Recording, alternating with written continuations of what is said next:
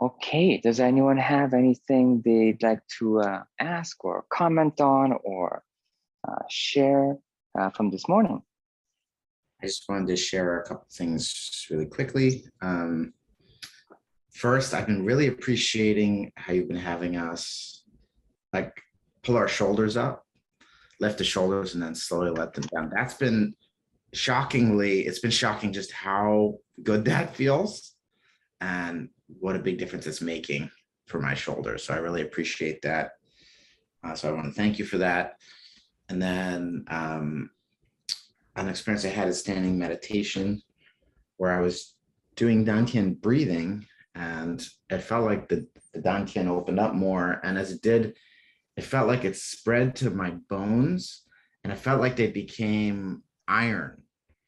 And I've had, some experiences with the bones, but I never had that feeling before where it really felt like my bones were made of metal. And I felt like if someone were to hit them or something, like it would hurt the other person and they would be fine.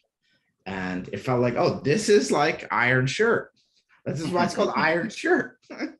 and I kind of thought of it more as something you do, but it felt like, I don't know if this is the case, but it felt like, oh, this is actually an experience where it feels like that. And then it felt like it turned into like molten metal. And it felt like my bones, as it was molten, it felt like my bones actually like lengthened and grew. Like I had the experience before with where like a feeling like bones lengthening, but it felt like physically like the bones like grew. It was like a different experience than lengthening. It felt like that. It felt like the lengthening, like over time it would grow, but this felt like actually physically like something was growing, which was a really weird experience. And then I also had an experience where my left ankle opened up in a way it hadn't opened before. And I felt like a totally different person. And which I hadn't felt, just like it made a sound and adjusted. And I felt like I'm a totally different person, different. And I hadn't had that experience of like having one joint adjust, and like it felt like my identity changed. And it felt like it became a lot more clear how identity forms, because just an ankle opening, I felt like a different person. And then it felt like there was like a circuit. I felt like a circuit, like, small heavenly circle, and like heaven to earth and earth to heaven. But it felt like there was a circle from one foot up my body to the other foot. And it felt like the other foot was grounding the energy down. And it felt like it was kind of like two opposite poles, which I hadn't felt. And I felt like I couldn't feel that because it hadn't been open enough before. So I just wanted to share those experiences, and thank you for the shoulders. You're welcome. It's really funny how, I think, as you said, it's like really funny how just your ankle can have such a big impact, right? Yeah. Because I actually, I was surprised by the same thing. And, conceptually, like you kind of talk about how you move your body and how you hold your body actually impacts it. And theoretically, it makes sense. But I feel like it's still like really shocking when you have the actual experience of that. And, it's kind of like, as you said, like, you experience it from an energetic perspective, but, and, if I say this, you probably also had this experience, but it's kind of like if your ankle or your wrist, so even like one side is caught up, your whole movement of the rest of your body actually gets impacted by that. And it changes how the rest of your body moves, actually. Because, like because like the rest of the body, because it's all connected, how the rest of the body moves around it has to change. In my case, like probably the most significant experience I had was with my neck. And actually also with my ankle, but it's like when it happens, you start realizing just how it impacts your personality, and it's surprising how much that impacts it. The other thing I want to say, and for anyone who's listening in this, when you have these experiences, don't think that these experiences are actually permanent. Most of the time, you have these experiences and then you go back.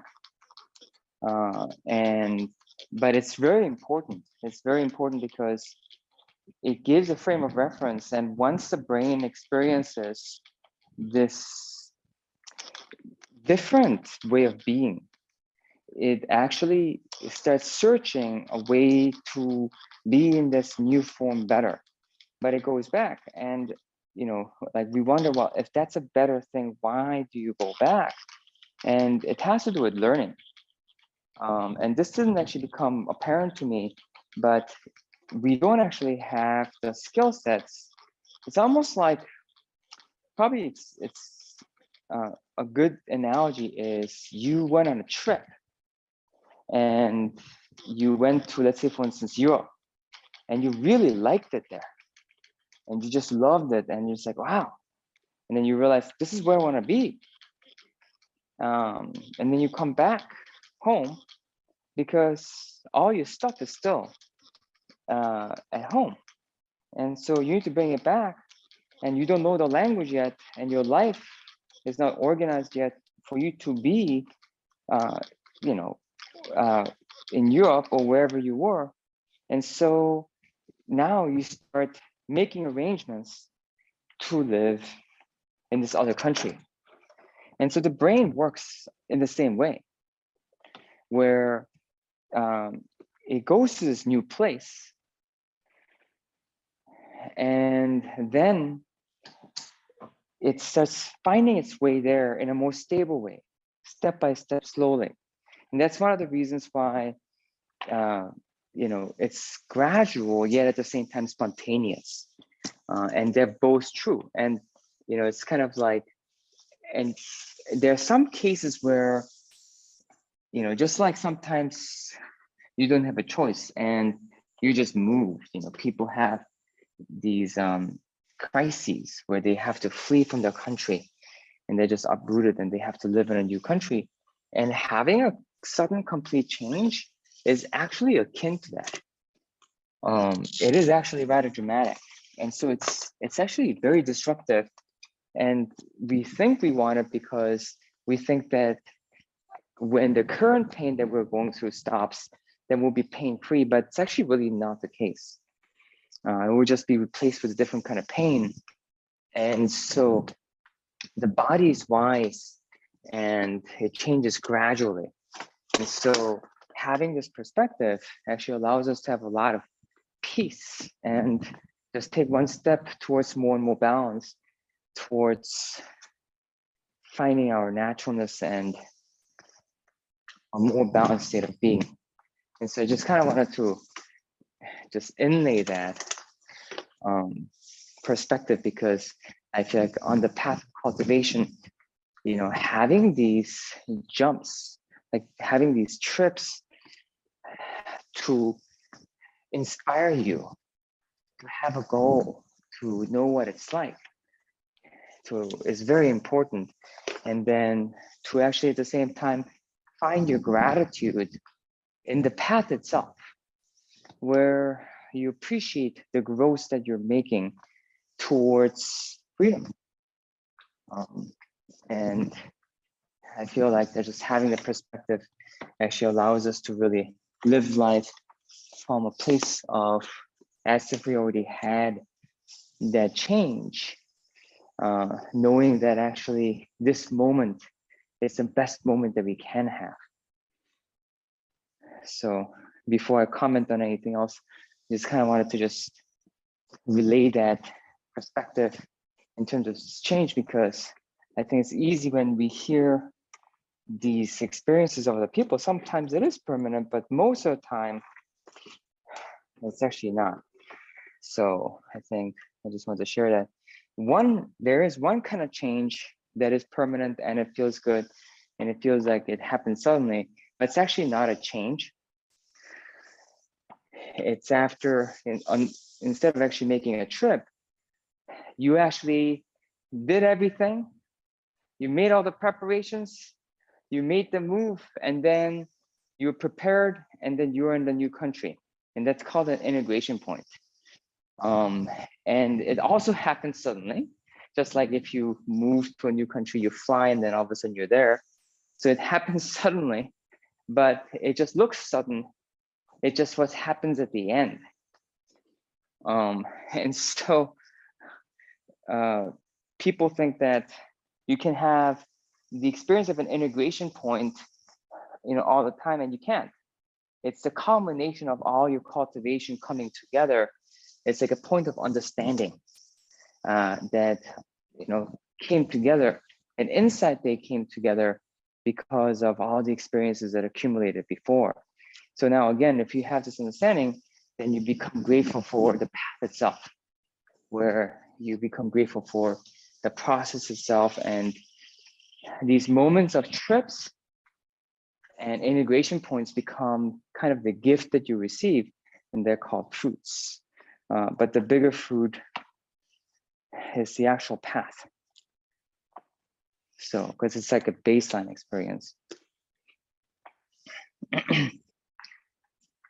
Anyways, so Thank you. just kind of wanted to, Oh yeah, go ahead. no, go ahead. I was gonna say that is so helpful. I feel like that analogy you gave is the clearest this has ever been for me. You've talked about this many times, and I'm familiar with the concept, but I feel like that really did something for me, like that the picture, because like I definitely wouldn't want to be on vacation and then just decide I want to live that place and then just live there. That would be terrible. Yeah. I really wouldn't want that. And Yeah. I can see as an idea that seems great, but then if I had to, like, if I couldn't close anything out or make any preparations and I didn't know the language and suddenly I'm there, if that's not what I was looking for, that would be a terrible experience. And I'd much rather like come home and like slowly start making preparations and like do some research and like make sure I had all the equipment and get like a language course. And so that really makes a lot more sense why slow is fast. And the distinction with the integration point, that was really helpful, because it seems like, at least for me, if that's not clear, that distinction isn't clear, then you can beat yourself up for like not like having the experience of integration when it's just a trip. You're like, why is it that Yes. this thing is permanent, but I just had this experience and why can't I make it stay? But it's not, it's like it's not yours to stay. It hasn't, you haven't earned it because you haven't Yeah. prepped. So Yeah, why it's would not yours to keep. yeah. So that was really helpful. Good. I'm glad. So it's like, yeah, it's really amazing how the body and your system allows you to have the right kind of experience at the right moment. Mhm. And when you're open like this and you're not forcing, then you'll have some form of revelation and a trip like this actually daily. It's actually like once you start having them, it becomes rare that when you train that you don't have actually an experience like that. Now, however, if you try to control it and have a result, then actually they become very rare, because your system is not relaxed enough for it to go on trips, because you're not letting things happen, right? Because if you're controlling, you're trying to control the outcome. And so naturally the kind of experiences that you have become very limited, because you're not letting your body fully have the experiences it wants to have. And so, but if you actually just follow your body and you just allow yourself to have the experiences you want to have, you will have many trips. And it's kind of almost like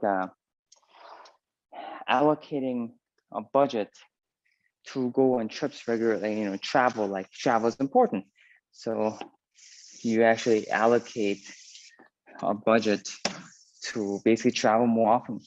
And that doesn't mean you're going to live there, but you're going to have lots of experiences and they make your life rich. And so but you don't get to keep all of them, but over time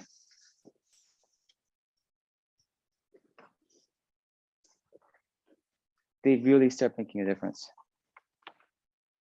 So there's probably kind of like a full perspective on that, and kind of just bringing clarity as to the experience of that. So Thank you. That is really, really helpful. Like the concept of the budget. And it, to me, it also is more clear why you also wouldn't want to compromise your home life for what you experience in the trip.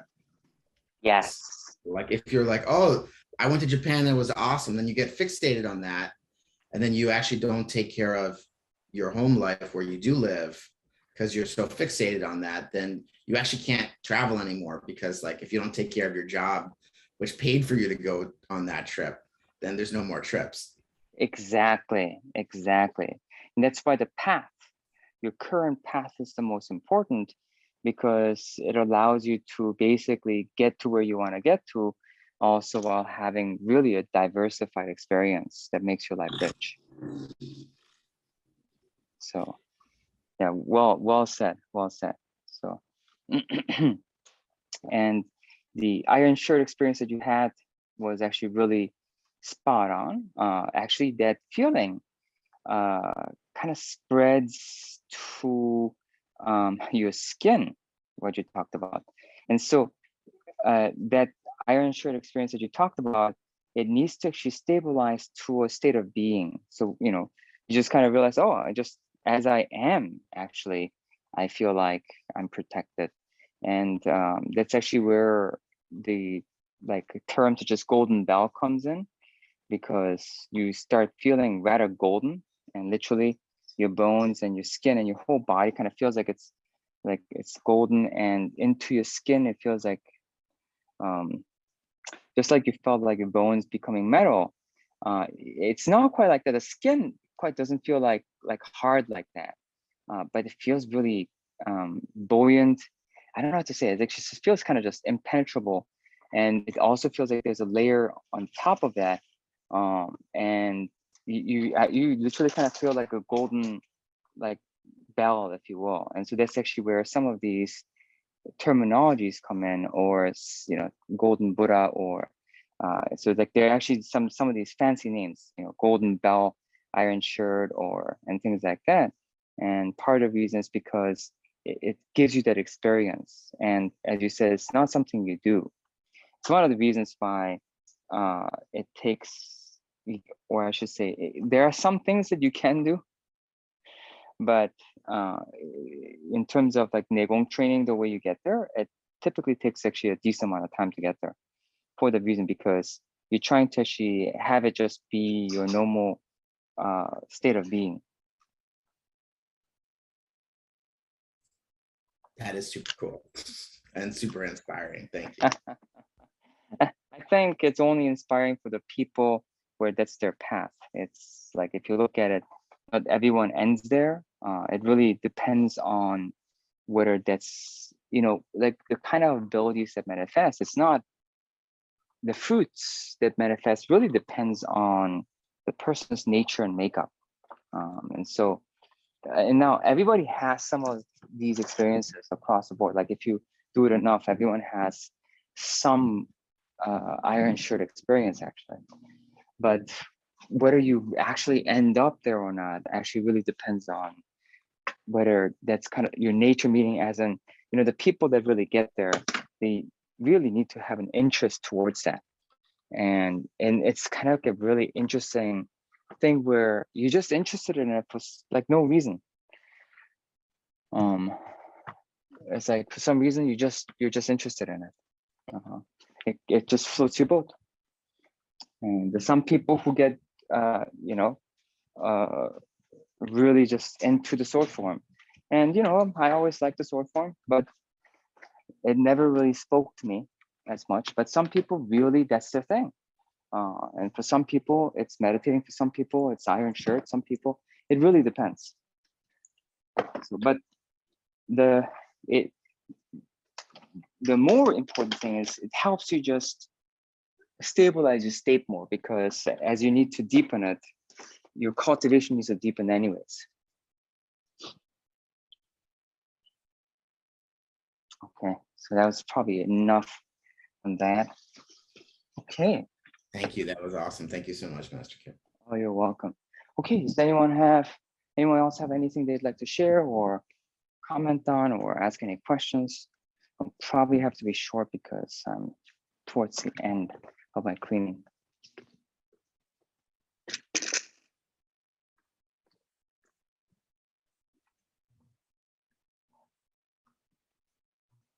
Okay, very good. Well, you all have a good trip today in your travels or in your cultivation, and have just a great day of Kung Fu. Thank you, Master Kim. Thank you Thank so you, much. Master Welcome. Kim. Welcome.